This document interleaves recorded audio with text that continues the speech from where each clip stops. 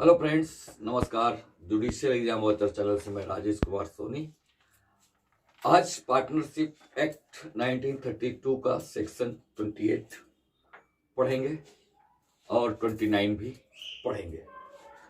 Section 28 एक doctrine की बात कर रहा है, डॉक्ट्रिन ऑफ होल्डिंग आउट की बात कर रहा है। अब इसमें होल्डिंग आउट पार्टनरशिप में कहा गया है और इसको हम स्टॉपल के नाम से समझ सकते हैं। तो ये एक प्रकार का स्टॉपल ही है। जो सिद्धांत स्टॉपल का है लगभग वही सिद्धांत होल्डिंग आउट का है।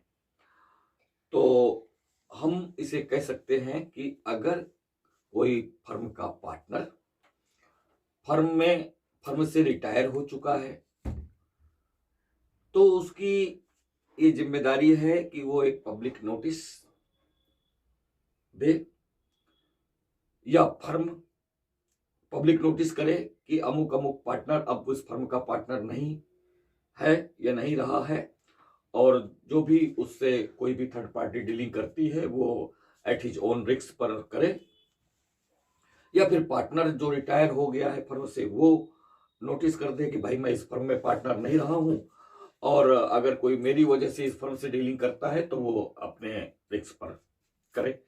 ये इनकी जिम्मेदारी होती है। अब अगर कोई पार्टनर जो अब फर्म में नहीं है या फर्म से रिटायर हो गया है, उसने इस तरह की कोई नोटिस नहीं दी है, न फर्म के द्वारा दी गई है और न ही उस पार्टनर के द्वारा दी गई है, और वो पार्टनर अभी भी अपने स्पोकन वर्ड से, अपने स्पीकिंग से, राइटिंग से, अपने कंडक्ट से वो अभी भी अपने आप को इस तरह से रिप्रेजेंट कर रहा है जैसे वो फर्म का पार्टनर ही है। तो वो अपने कंडक्ट से, अपने स्पोकन वर्ड से और अपने राइटिंग से, रिटन वर्क से अभी भी वो अपने आप को एज ए पार्टनर रिप्रेजेंट कर रहा है। अब इस वजह से अगर कोई थर्ड पार्टी किसी भी तरह की डीलिंग करती है उससे, तो अब वो पार्टनर ये नहीं कह सकता है कि मैं उस फर्म का पार्टनर नहीं हूं। कहने का मतलब यह है कि उसको अब अपनी बात से मुकरने नहीं दिया जाएगा। उसने जिस तरह से अपने आप को रिप्रेजेंट किया है उसका स्टेटस, उस स्टेटस से उसे अब पीछे नहीं आने दिया जाएगा। वो ये कह करके बच नहीं सकता है कि अरे मैं तो फर्म का पार्टनर ही नहीं हूं और वो फायदा उठा ले, ऐसा वो नहीं कर सकता है।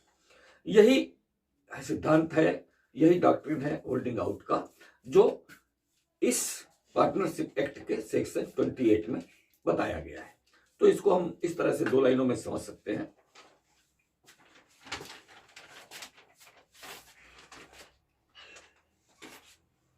सेक्शन 28 होल्डिंग आउट की बात करता है। ये एक डॉक्ट्रिन है। तो कोई पार्टनर, अब इसको हम कह सकते हैं अपने शब्दों में रिटायर्ड पार्टनर। कोई पार्टनर जो रिटायर्ड है उसने नोटिस नहीं दी है, इस बात की पब्लिक नोटिस नहीं दी है, उसने पब्लिक नोटिस नहीं दी है, और ये पार्टनर बाई वर्ड्स स्पोकन, ये बेयर में दिया गया है, और बाई रिटन और बाई कंडक्ट, इतने के माध्यम से वो रिप्रेजेंट करता है अपने आप को।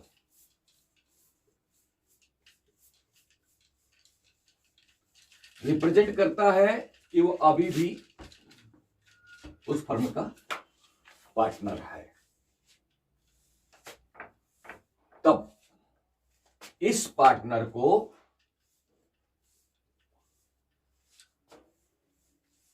अपनी बात से पीछे नहीं जाने दिया जाएगा, इसे मुकरने नहीं दिया जाएगा। ये पार्टनर क्या होगा? लायबल होगा।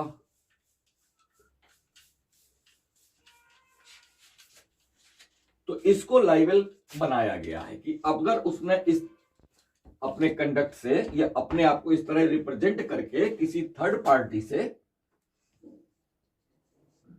कोई डीलिंग की है, क्योंकि थर्ड पार्टी को नहीं पता है, पब्लिक नोटिस है ही नहीं,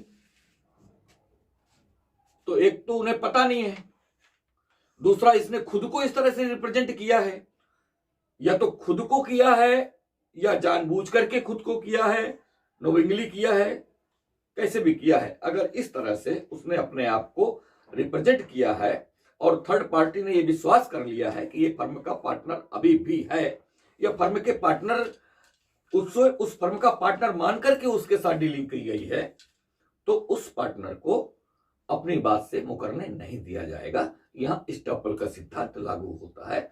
जो स्टॉपल है वही होल्डिंग आउट है, तो इसको हम समझ सकते हैं।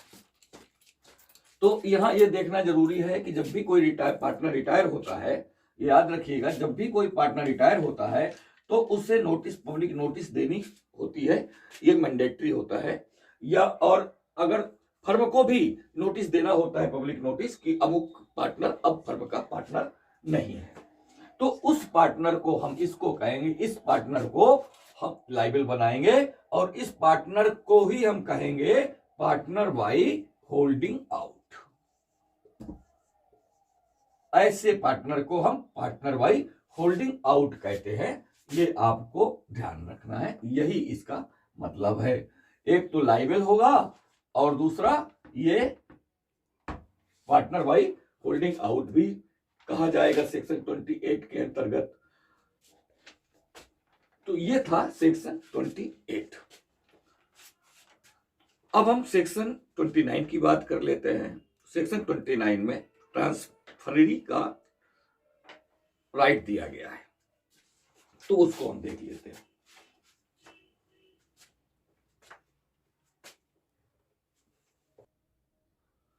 तो इसको हम एक उदाहरण इसका देख लेते हैं समझने के लिए।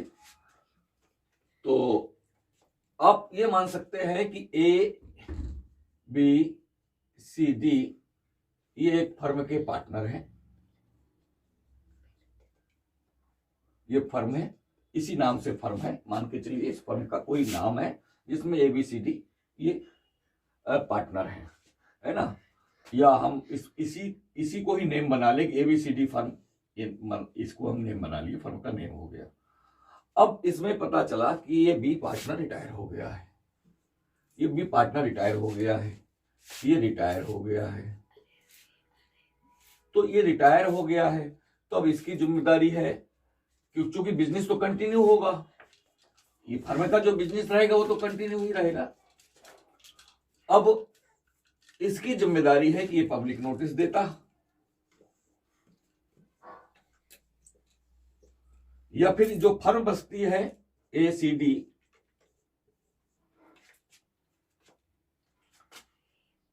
अब चूंकि फर्म का नेम तो यूज ही हो रहा है, अब चूंकि इसने नोटिस नहीं दी है तो अब नेम तो इसका शामिल ही रहेगा, नेम तो शामिल ही रहेगा, क्योंकि इसने नोटिस नहीं दी है, फर्म ने भी नोटिस नहीं दी है, वही यूज कर रही है नेम। तो अब जब फर्म ने नोटिस नहीं दी है, पार्टनर नोटिस नहीं दी है, अब कोई थर्ड पार्टी है जेट, इसने बी को इसी फर्म का पार्टनर मान करके इस थर्ड पार्टी ने इससे कोई डीलिंग कर ली, कोई डील कर लिया। अब ये बी कहता है कि मैं तो फर्म का पार्टनर ही नहीं हूं, मैं तो रिटायर हो चुका हूं। तो इसको ऐसा करने नहीं दिया जाएगा, इसको यहां मना किया जाएगा और इसको होल्डिंग आउट में रखा जाएगा, अर्थात इसको पार्टनर बाई होल्डिंग आउट माना जाएगा। और ये पार्टनर मना करके बच नहीं सकता, ये होल्डिंग आउट की वजह से इसको लायबल बना दिया जाएगा। तो इसको हम ऐसे समझ सकते हैं सरल भाषा में, ठीक है। अब ये जो था ये सेक्शन 28 का पहला पार्ट था। अब इसी से हम सेक्शन 28 के दूसरे पार्ट को समझ सकते हैं। सेक्शन 28 का जो क्लॉज बी है उसको हम आप इसी तरह से देख सकते हैं कि ये एक फर्म है,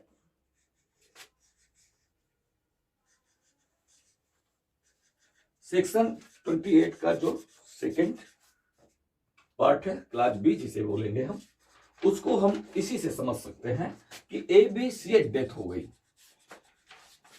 तो अब अगर बी की डेथ हो गई है तो फर्म तो रहेगी ही, और फर्म जो है, फर्म का जो बिजनेस है वो कंटिन्यू रहेगा।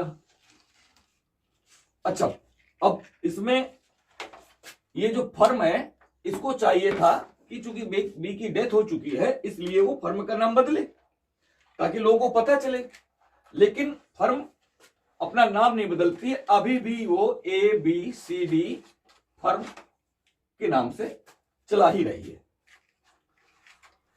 तो अभी भी बी का नाम वो यूज कर रही है फर्म, जबकि बी की डेथ हो चुकी है फिर भी वो बी का नाम यूज कर रही है फर्म में। तो ऐसी कंडीशन में ये जो बी है ना, चूंकि बी की तो डेथ ही हो चुकी है, अब ऐसी कंडीशन में अगर ये फर्म कोई भी एक्ट करती है, कोई भी इसके जो एक्ट्स हैं आफ्टर डेथ ऑफ बी, तो कोई भी एक्ट करती है तो बी के ना तो लीगल रिप्रेजेंटेटिव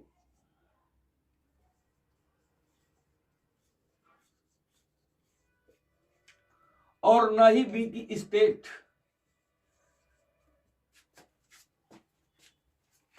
लायबल नहीं होंगे। बी के लीगल रिप्रेजेंटेटिव भी फर्म के द्वारा किए गए किसी भी कार्य के लिए लायबल नहीं होंगे। फर्म की जो स्टेट है, जो उसकी प्रॉपर्टी है, जो संपत्ति है, वो भी लायबल नहीं होगी। तो यहां पर बी जो पार्टनर था जिसकी डेथ हो गई है उसके लीगल रिप्रेजेंटेटिव और उसके स्टेट को सिक्योर किया गया है, उसको सुरक्षा प्रदान की गई है। सेक्शन 28 के क्लॉज बी में डेथ जो जिस पार्टनर की हो गई है उसके बाद भी वो फर्म उस डिसीज्ड पर्सन का पार्टनर का नाम यूज कर रही है, अभी भी यूज कर रही है।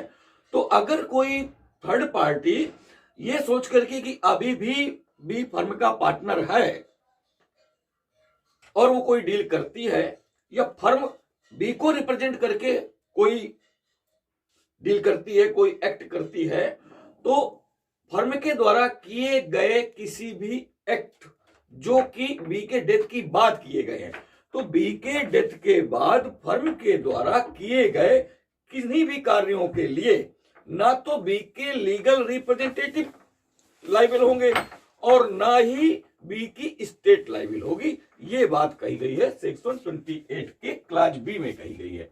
तो इस तरह से आपने इस देखा कि सेक्शन 28 का क्लॉज ए होल्डिंग आउट की बात करता है और क्लॉज बी जो है डिसीज्ड पार्टनर को संरक्षण प्रदान करता है। तो इस तरह से सेक्शन 28 को हम लोगों ने देखा। अभी हम सेक्शन 29 भी देख लेते हैं, वो थोड़ा सा है, तो अब पढ़ लेते हैं सेक्शन 29। सेक्शन 29 जो है ट्रांसफरी को कुछ राइट देता है। तो इसमें सेक्शन 29 में ट्रांसफरी के राइट की बात की गई है। सेक्शन 29 का जो हेड है वो right of transferee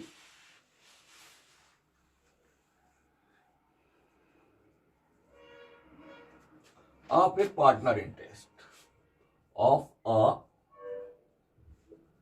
partner interest ये बात करता है। तो ऑफ पार्टनर्स इंटरेस्ट, तो सेक्शन 29 बेसिकली ये कहना चाहता है कि अगर कोई पार्टनर अपने इंटरेस्ट को, अपने प्रॉफिट को किसी को भी वो देना चाहता है, ट्रांसफर करना चाहता है, तो वो कर सकता है। तो मान लीजिए फर्म का ये पार्टनर है ABCD, ये एक फर्म है, फर्म का ये पार्टनर B है, और B जो है अपने इंटरेस्ट को, अपने प्रॉफिट को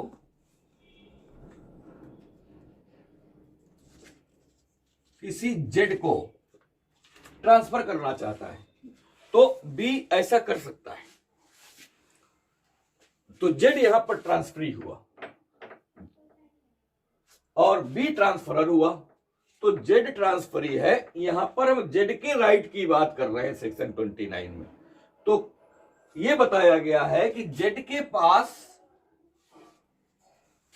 जो राइट होगा वो सिर्फ इतना ही राइट होगा कि जो भी प्रॉफिट फर्म से B के पार्ट में आएगा वो उसे वही मिलेगा, और वह उसी की ही मांग कर सकता है फर्म से, और कुछ नहीं कर सकता। कहने का मतलब इसमें यह बताया गया सेक्शन 29 में कि जो बुक्स ऑफ अकाउंट्स हैं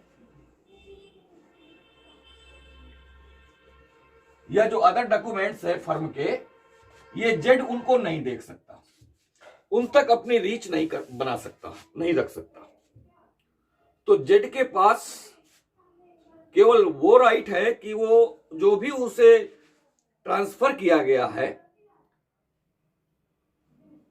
whatever is transferred by B to Z, Z is transfer here, तो ये Z केवल उस प्रॉफिट को मांग सकता है। ये इसके पास केवल उतना ही राइट है कि वो फर्म से अपने प्रॉफिट को प्राप्त करे, प्रॉफिट को मांगे अगर फर्म से नहीं मिल रहा। बाकी कितना प्रॉफिट हुआ, कितना प्रॉफिट नहीं हुआ, फर्म का क्या बिजनेस है, बिजनेस का क्या स्टेटस है, कहां पहुंचा कहां नहीं पहुंचा, ये इंस्पेक्ट करने का राइट जेड के पास नहीं है। तो जेड के पास ये राइट नहीं है।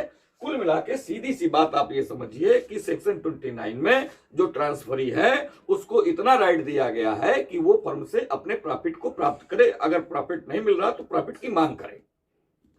बाकी उसके पास ऐसे कुछ राइट्स नहीं है जो फर्म के अंदर वो कोई ऐसी एक्टिविटी करे, books of account, other documents, या कुछ कोई भी एक्टिविटी है जो उसके अथॉरिटी में नहीं है, उस पर भी वो उसको भी देखना चाहे, तो ऐसा नहीं है। तो ये सेक्शन 29 बेसिकली हमको समझाती है। तो इस तरह से हमने आज पढ़ा सेक्शन 28 और सेक्शन 29, और यहां से MCQ आएंगे।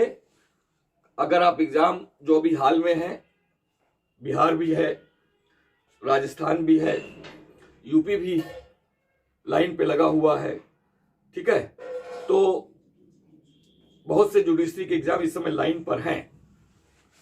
तो जिनमें पार्टनरशिप एक्ट पूछा जाता है, अगर आप एग्जाम दीजिएगा और आपने अगर मेरा वीडियो देखा है, आप मेरे चैनल में हैं, तो फिर आप एग्जाम देने के बाद मुझे कमेंट जरूर करिएगा कि जितने भी सेक्शंस पर वीडियो दिए गए हैं पार्टनरशिप एक्ट से, उसमें से आपको क्वेश्चंस मिले कि नहीं मिले, और एक नहीं मिलेगा।